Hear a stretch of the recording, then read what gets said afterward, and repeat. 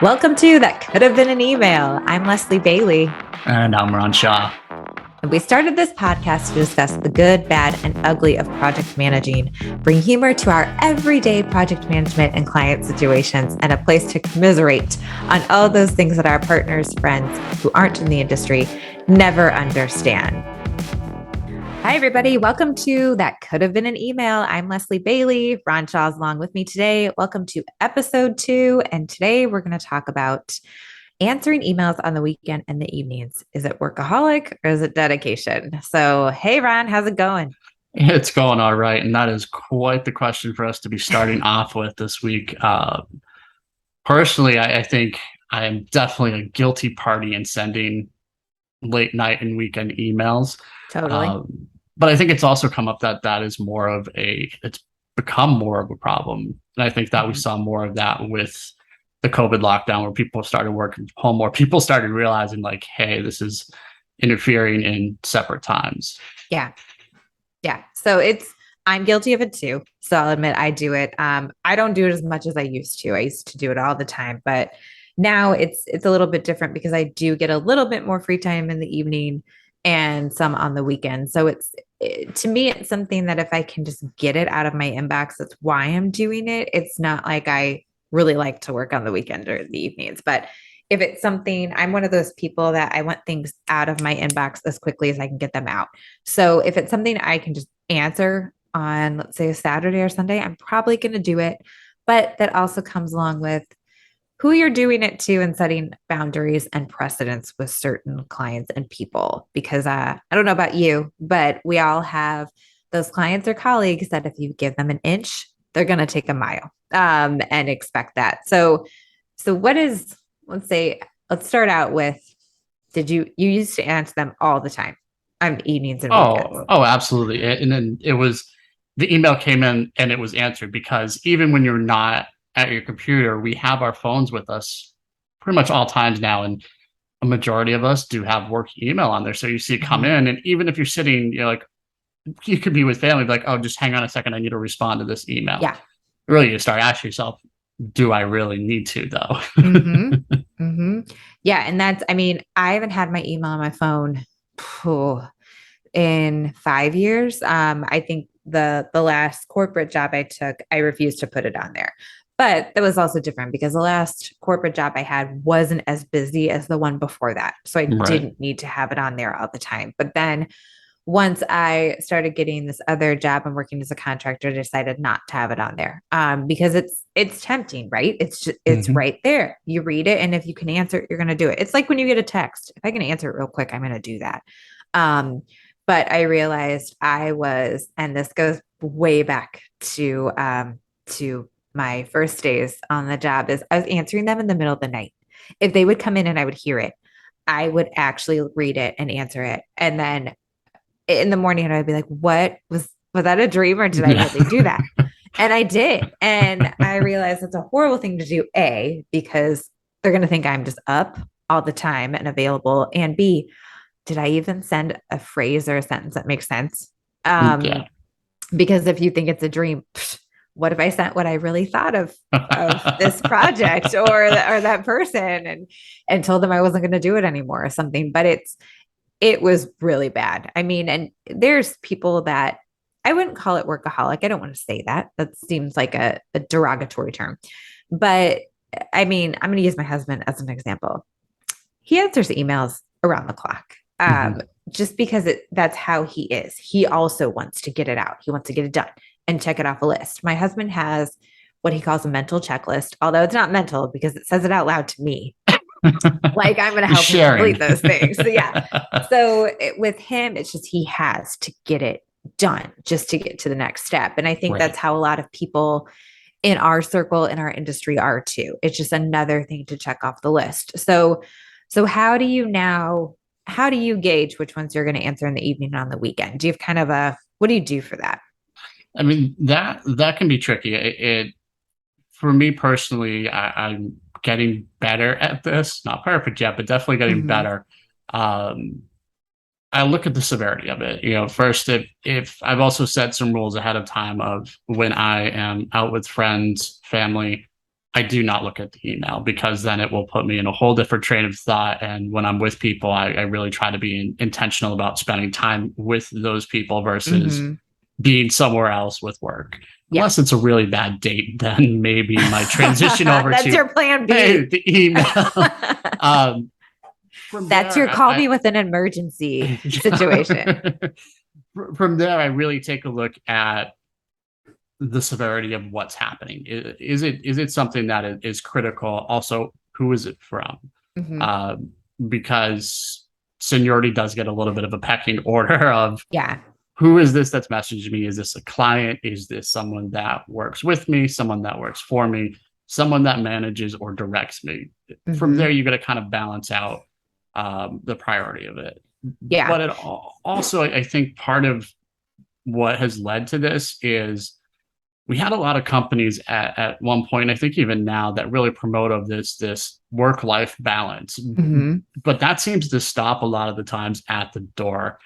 Yeah. With that, it's kind of that, oh yeah, we'll talk about that, and then once you're in, it's like, well, why aren't you answering your emails? Hmm. So I Hmm. think that starts the whole phase into how we get into this habit of answering emails on evenings and weekends. Yeah, I think a lot of companies tout the work-life balance benefit, and it's like that for the first month, and then that goes away, especially when you get into an event that you're planning. I mean, there's no such thing when you get Right. to the month, the weeks before an event, which I think if you take a job like that, you pretty much understand that's how it is. Right. There's an understanding that that's how it is.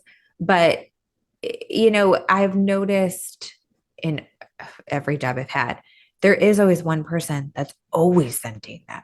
And you wonder if they're ever offline or or what they're doing that is literally Right. coming in all the time. And then you feel like you have to answer them because they're online. So should I be online? Like it's this weird, Yeah. second guessing yourself kind of And thing. that I feel that comes up even more when it is someone who is like a manager or director, someone that controls kind of your future in that organization. um I think it can cause anxiety of like, oh, if they're doing this, then I need to, and that automatically creeps into that separation of work and self, and keeping those two channels separate. But Yeah. there's definitely ways to mitigate that, and we can get into that a little bit later. But it does. It really depends on who it is. But when you're, especially when it's someone that manages you and they're sending you emails, you kind of feel that obligation like, oh, if I don't respond, what are they going to think? Am Hmm. I keeping up to what I'm supposed to be doing here? Yeah, because I've seen threads sometimes where, and I haven't done it, but where I don't answer something and then somebody else answers it instead because they just want it quick.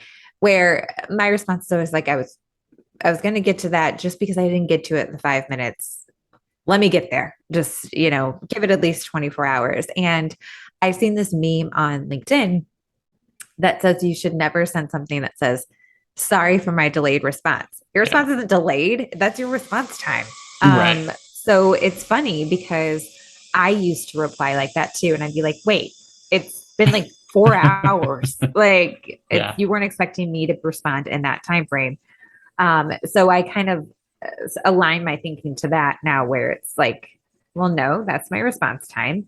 I don't expect people to respond to me within 5 minutes of me sending something. And so why would I think that they expect that of me too? So it's interesting. I want to get into the mitigating when we're talking about your manager, director, or client, I guess in this case for independent contractors, and how you do that because I'm guilty of it too. I'm like you. I look at the severity of it. If it's something that it's just a question that popped up in their mind and they don't want to lose it, I'm going to let it sit because it's not something that's an emergency. But if it's like, this isn't work, this page is broken, okay, let's talk about that because that seems like something that's going to affect their business. So is that how you look at it or how do you kind of mitigate Yeah, to that? some degrees. I think going back to some of the wisdom that you shared last week about nobody's going to die if this isn't responded to right now, it kind of holds true to that.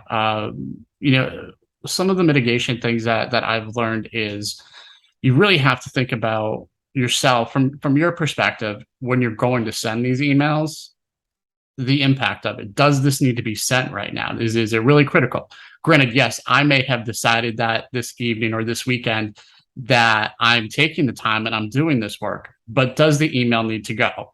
Now, granted, I don't want to lose that thought, and I'm able to still compose that email. And Outlook has this wonderful thing called scheduled send, to where you can pick a time, or you can just save it in your outbox. Yeah. And then when you get in, you can send it the first thing Monday morning.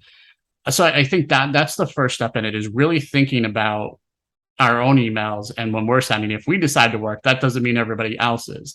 And the other thing I do, like sometimes when I do want to send them, I will include in there, response not needed today, respond to me on Monday, something like that, to let the person know I am not expecting you to reply to me right now. You have time. Yeah. This is just, I had a thought, I wanted to get it out to you, give you some time to potentially think about it, versus just having to shoot a response back over to me. Yeah. I like the idea of telling them this is it for today. Don't worry about it. I do that with teams sometimes, where it is that I've literally just thought of something in the evening and I don't want to lose it. And I'll put for tomorrow. And of course, people like you or other people we work with will respond right away. And I'm like, well, okay, but for tomorrow. So I don't feel guilty that you responded. But I like that just because it notes that it's not urgent. So even if somebody is looking at their email, they don't have to respond to you, which is the courteous thing to do, because Right. typically, I used to think if you're sending something on a weekend, it's an emergency and something went down and it's all hands on deck. And now, like you're saying with COVID and people working remotely and different schedules, that's not the case anymore. It's just Right. they found free time in a different outside of, let's say, business hours, to send that over. And it's it's a fine line. I think I've definitely gotten better at it. Sometimes I'll do it, sometimes I won't. Um, but it's everybody's different. I feel like, Yeah. maybe Thursday you got super busy, you had a bunch of doctor's dentist appointments, and Saturday's a better day for you to get things done. Okay, great. It's just I wouldn't expect a response from anyone that you're sending Right. those for. And So, yeah, go ahead. I think that also goes with taking into consideration when we work with international teams, because potentially, depending if they're the other side of the world, their working hours don't correspond with US working hours. So we have to be cognizant of that we are going to get emails in our off time if we're working within an international team. So thinking about that, the other thing is, I think it also comes down to having expectations, be it within your own organization or with clients, of a typical response time.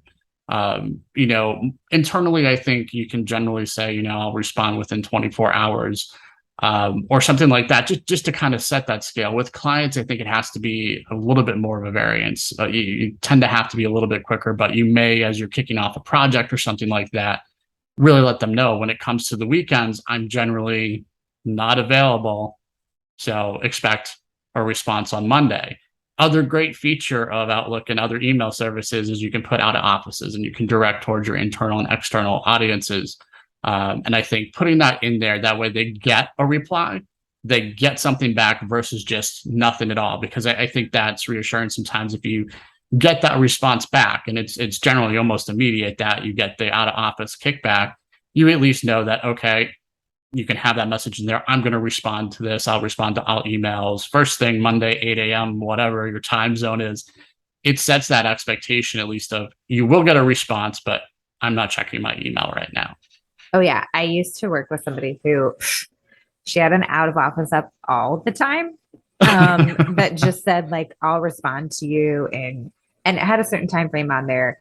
And I pointed it out because I once got it and she used to sit right next to me. So like, why is this up? And she was like, I just want everybody to get a reply. I was like, that is some hardcore dedication of being worried about somebody getting a reply, is if you have an out of office up, Yeah. just to tell them that you're going to respond to them. And I think I see that happen with people that have gone through the battery of, why didn't you respond in 5 minutes? Because they're really, I've been through those, with C-levels and also with clients, where they're like, why did you respond in 2 seconds after I sent it with an answer?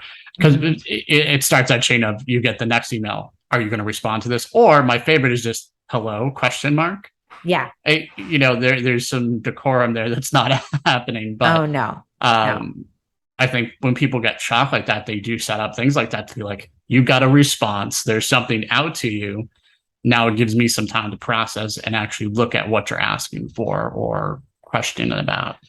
Yeah. I once got a response from, I mean, I don't even remember his name, so that will give anybody hope who's ever being harassed by a certain client or sponsor. I once got an email with my last name in all caps and an exclamation point because I hadn't responded yet. Which I think everybody knows the all caps conversation. So it's, yeah, the J quorum is definitely different and not there for some people, where others are more polite, who are like, you don't have to answer my email right now. So I think it's just setting, like you're saying, when you start a project, set that precedence with, hey, I'm here from 9 to 5, whatever it is.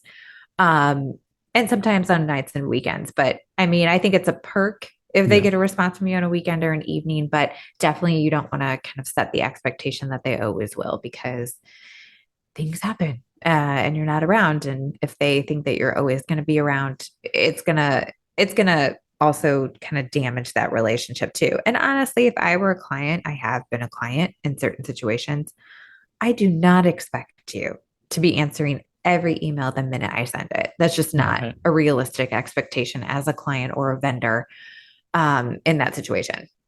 Yeah, and it can also go back to having those conversations, especially with clients, setting that expectation with them as you're doing the kickoff. Like, here's what an expected turnaround is, but also having instances, because there will be sometimes where urgent things do come up. So setting up a channel for them. If you want to Mhm. avoid your email, offer them your number to text. I mean, that can get Don't do that. that can get I don't edgy for agree with some, that but statement. see, for me, I do utilize that channel until if they overextend into that, and I've had to have those conversations before where the client overextended in and just started everything was through text, and I kind of got him back on a call and said, I appreciate that you're trying to communicate. I'm like, however, regular business needs to happen through the email. The text is only and only if something is urgent and needs to happen now. I'm like, that's how you're going to get my attention. Yeah. I'm like, otherwise, if you're texting me everything, it's actually going to get lost and it's harder for me to track what's happening. I'm like, the text should just be alerting me that there's a situation, then we can figure out the next steps on how to connect. And even in that case, I would recommend having some type of escalation process set up that's agreed upon as you're doing that intro into the whole project, saying, okay, for these types of situations, go here. For these, go here. You know, give them the roadmap. That Right. way, you're not expecting them to just try and figure it out, because they will use every means possible, especially if Rome is burning. They're going to let you know Oh on every yeah. channel. Like, you get the people that will send the email, send the text, and try to call you all within 5 minutes if you're not responding. Nope. I don't well, currently, I should say currently, I don't give out my cell phone. I mean, granted, as an independent contractor, I'm probably gonna have to do that for future projects, but um I don't, and everybody's different. I kind of treat it as, because it happens to my husband a lot, in the Mhm. line of work he's in. He gets texts all the time. And I'm like, oh my God, it's 9 p.m. Like, what do they think you're gonna do? And it's usually not an emergency, if we're being honest. And so I think of it as, what would I think if I'm sitting on the couch and I get a text from some random number at 10 p.m., asking me a random question? I don't want to do that to somebody else. I don't want it done to me. So I think what you're saying, setting those boundaries where if Rome is burning, yes, text me, light up my phone, but do not light it up with, for tomorrow's call, we need to discuss this. No. Exactly. Yeah, Yeah. that's where it's like that is not a critical conversation at that moment. No one is Mm-mm. going to die if that's not transmitted. If that person needs to convey their thoughts, email. Yeah, Even then, exactly. to lay the email for the next morning. However, again, whatever's agreed upon, I think is really it's just getting to the point where people are comfortable having communication conversations of like, here's how we're going to communicate throughout the duration Mm-hmm. of the project, or if it's within a company, again, from a team level, how are we communicating within the team? It gets a little bit trickier though as you get up higher in that chain, because who's going to be the one to tell a CEO, you can't email me on the weekends? They're going to say, I pay your salary. I'll email you Yeah. when I want to. Yeah, that's true. And I mean, I'm sure, I mean, I haven't had to have one, but I'm sure there's some uncomfortable conversations there, especially like not to take us down the rabbit hole and, diverge from this email conversation, but also with Teams and Slack. I mean, Mhm. I did it yesterday. I teamed one of our colleagues and it was just to be like, just an update. Don't answer this or read it. And it's just because she's amazing. She read it. She answered me.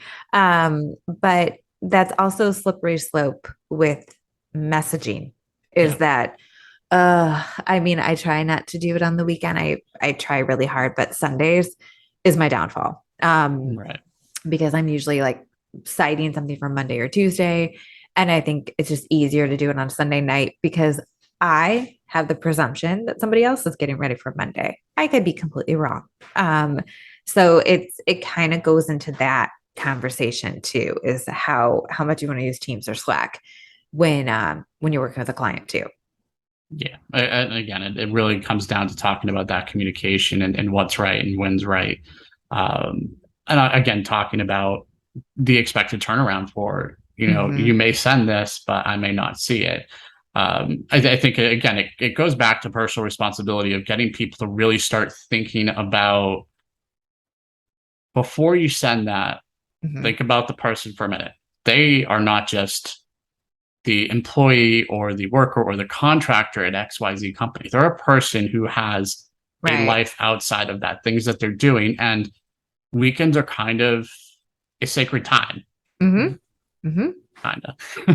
depending on, where you work, who you work for. But that really is something, at least in American culture, where we've always dedicated that. That's supposed to be your family time. That is supposed to be your reset time. Uh, so it's thinking about those things before you send the email. We can get in that work mode where we're just fired up and doing stuff on the weekend, Mm-hmm. but we have to pause sometimes and actually look at the person, think beyond the work and the person you're sending to. Some Yeah. people are okay with getting those emails on the weekend. They don't mind it. And if you learn that, that's okay. Like between you and I with Teams messaging and emails, we both know that we can send that and we both know that it's not urgent. It's just how Mm-hmm. we work. We get our stuff done at that time and we're just sending stuff to make sure we get it out. But you, Yeah. you do have to be cognizant if you know someone that gets anxiety from getting that and then they become overstressed from like, you sent me 15 emails on Sunday night. What the hell's going on?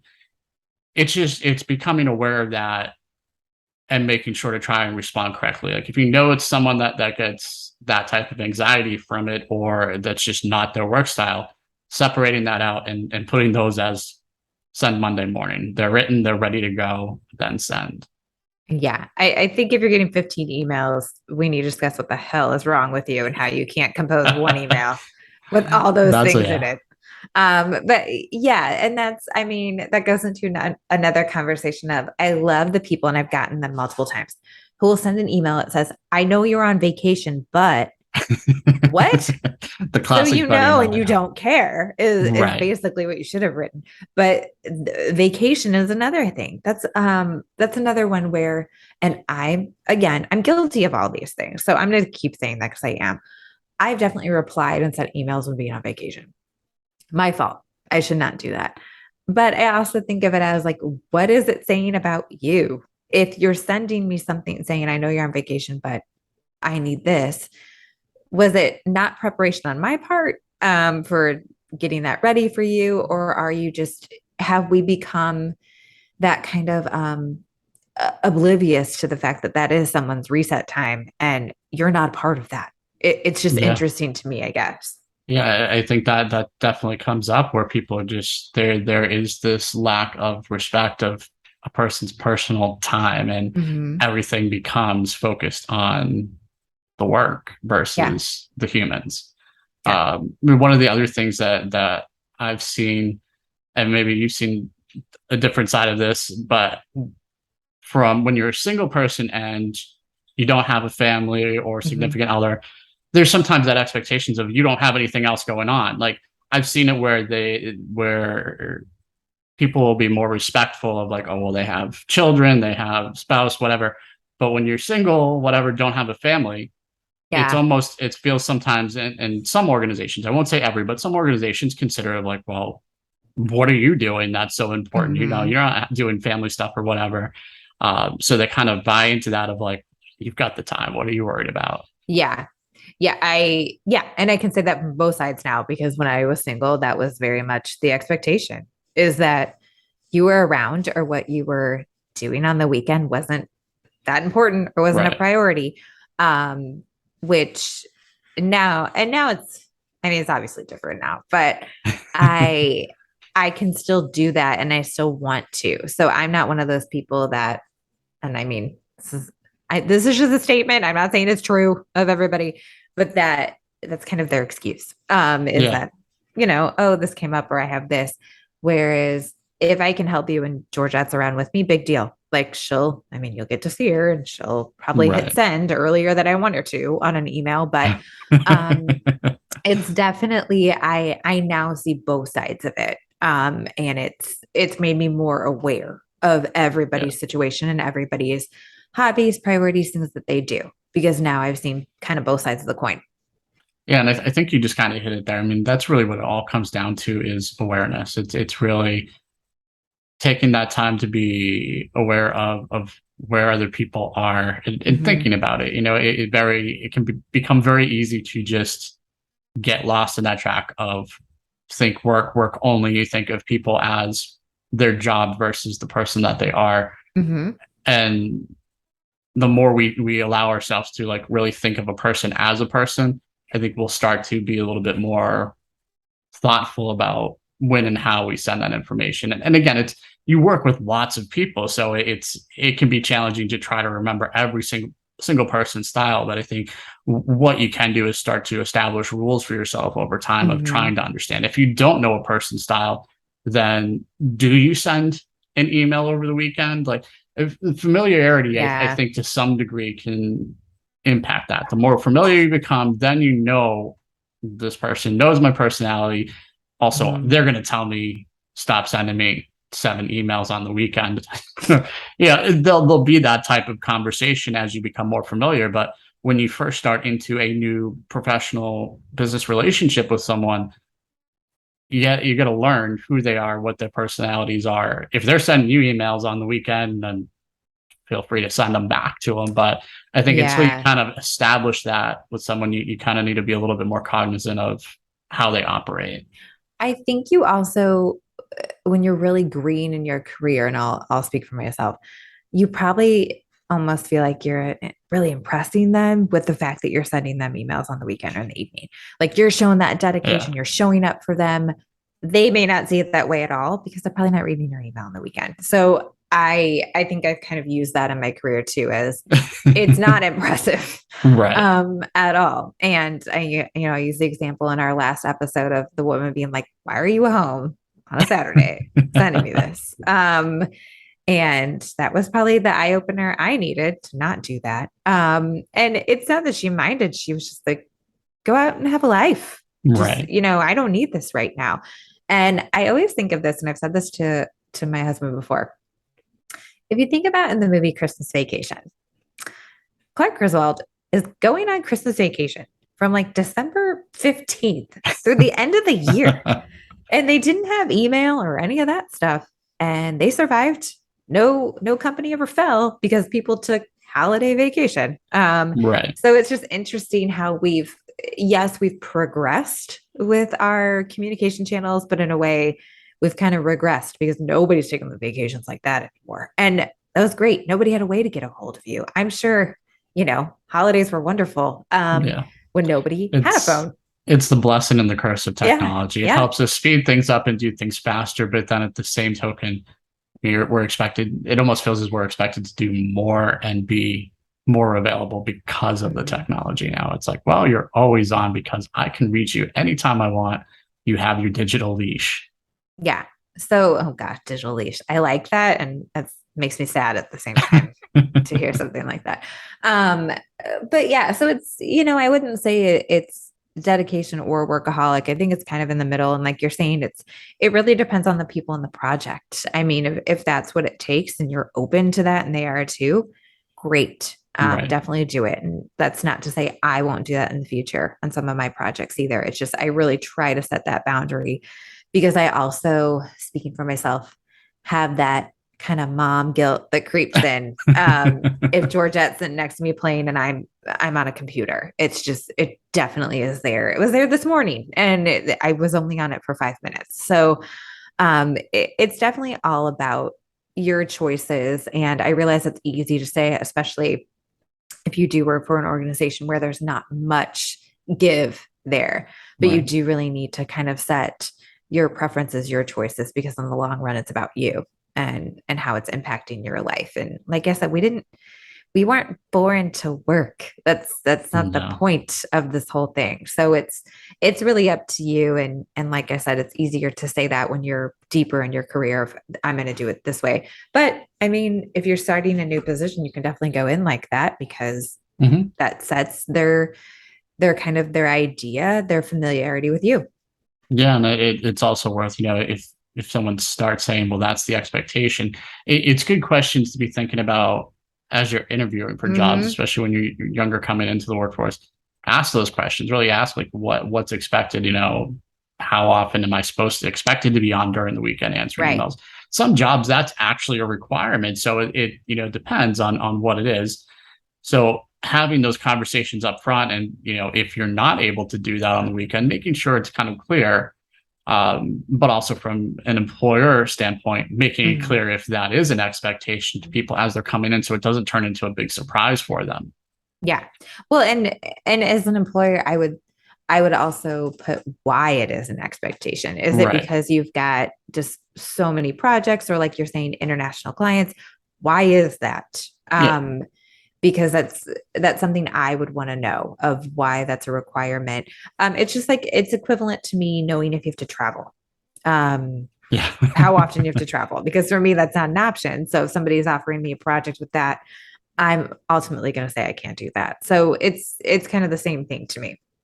Absolutely, and it's balancing out. And I think some of the improvements I've seen now, at least to the travel, most things as they're advertising jobs or positions or contracts now, they do include like a rough percentage if travel is Mm-hmm. expected. So we've gotten better there. Yeah. It's Yeah, for just sure. continue to improve on the expectations versus just listing out bullet points on job descriptions. Um, Yeah. Go a little bit more in detail about what the job really is, because Mm-hmm. going through this process myself now, looking at job descriptions, it can be, you can tell that it was just written from a bullet point of like, here is what we would like versus Yeah. really telling you what the job is. Granted, Mm-hmm. sometimes you're going to know based off the title, but the other thing I've realized, and I'm diverging here a little bit, but um, with job titles, every organization seems to come up with their own unique job titles now. So Ugh. it's, as you're going through and looking at the world of what other people are doing or what people are hiring for, you may think you know what it is, but then you go and try to read through the job description and be like, I've had that position at another place before, and that wasn't what it was. So it's a whole slew of things that need to be adjusted there. That's its own. Yeah.